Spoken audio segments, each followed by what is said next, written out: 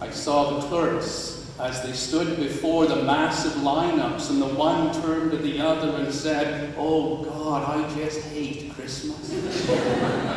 And the man standing in the line pounding the counter after his charge card had been denied twice, saying, "Try it again! Try it again!"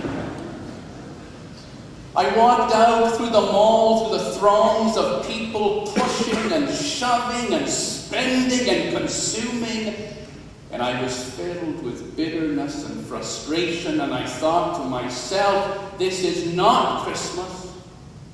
There is no more Christmas in our society. It is completely finished and has been consumed by materialism.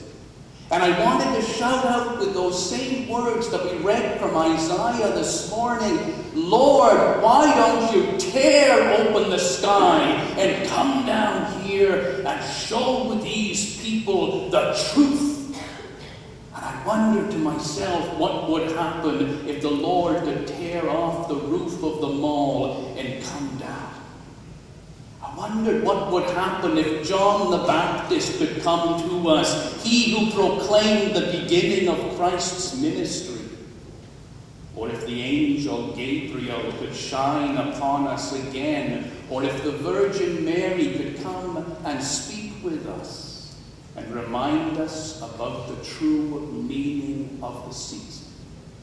But I knew that that was not going to happen.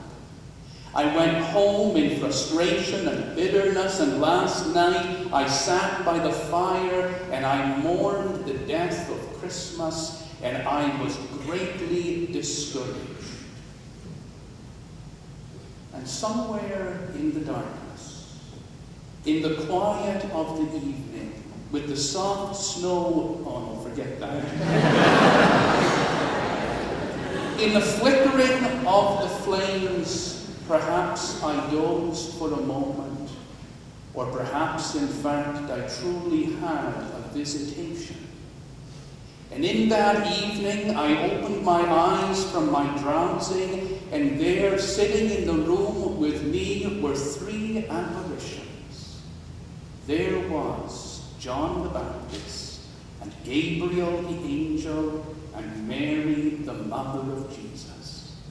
John bedecked in a coat of camel hair and girded round about with a belt of leather, and saying to me, "I'm hungry, do you have any locusts around?" And I said, "No, John, but I think we have a pot of honey." And Gabriel, radiant in shining light, and Mary dressed in rags. And I said to them, "Why have you come here? Well, what do you want?" John said to me, "We have come because we sensed that you were discouraged. We have come tonight because we know that you have given up on Christmas, and you think that the spirit of Christmas is dead and the power of the season is lost because of all the materialism, because we live in a world of shoppers. And we have come here tonight to tell you that all is not lost.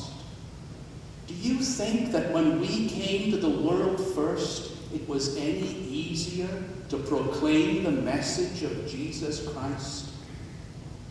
Do you think," said John, "that when I went into the marketplace, appearing as I did, that the people listened to my message any more carefully than they listen to you today?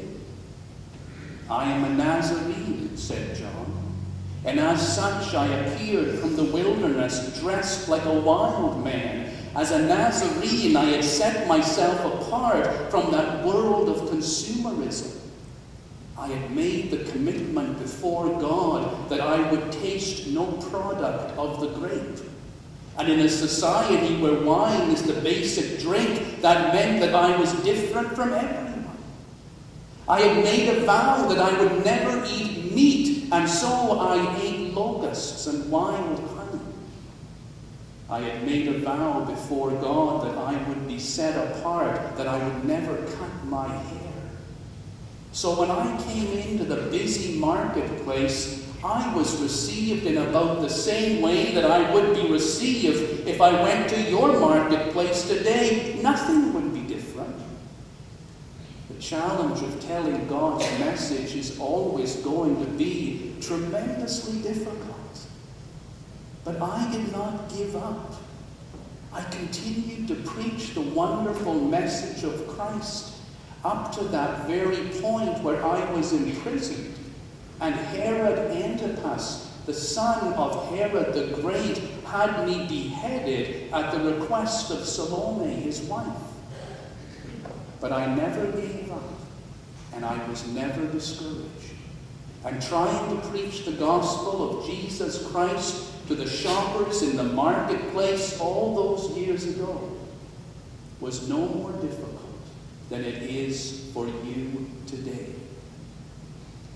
Then the angel Gabriel spoke up and said to me, Mark, how dare you as a Christian say that you are discouraged because the circumstances of this world are too great for you to overcome? Do you want me to tell you about difficult, discouraging circumstances?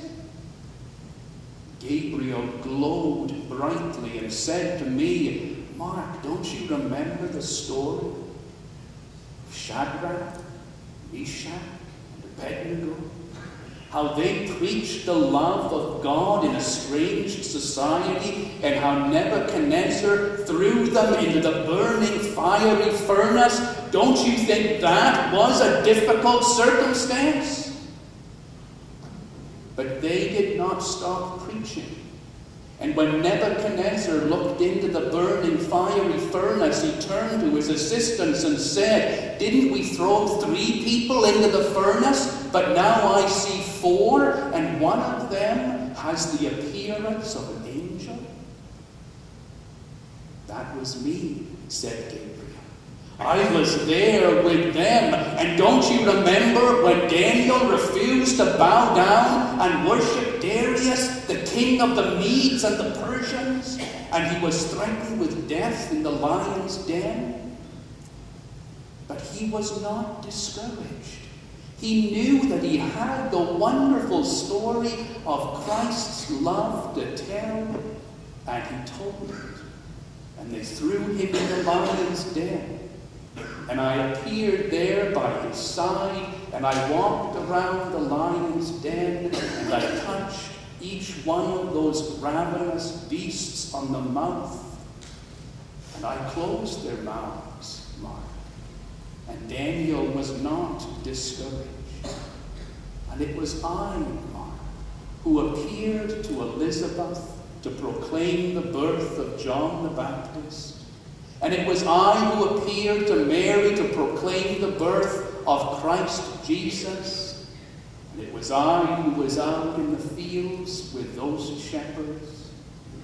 And those shepherds were no different than the shoppers whom you see today. They were just the working class people doing the best they could. And yes, they were misguided in many things. But I knew that my task was to proclaim to them glory unto God in the highest heaven, peace on earth towards all people, healing and mercy from Jesus Christ. You have no reason to be discouraged.